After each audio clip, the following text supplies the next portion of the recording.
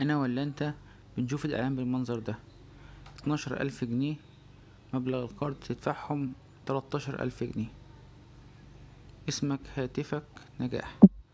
تخش تلاقي تطبيق ايزي كاش. وما ادراك ما ايزي كاش؟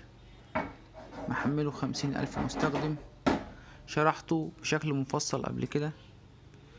ولما تيجي تخش على التطبيق وتكتب الاسم والتليفون وكل بياناتك الشخصية وصورك وفيديوهاتك وجهات اتصالك، تلاقيه بيديك 600 جنيه تسددهم 1,150 جنيه.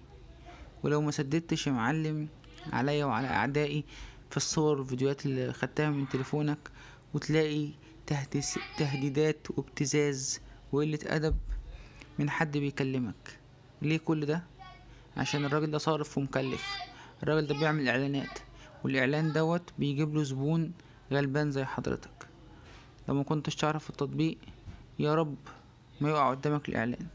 شير ولايك وسبسكرايب، وخد فكرة عن تحذيراتي من التطبيقات اللي ممكن تضرك على قناتي.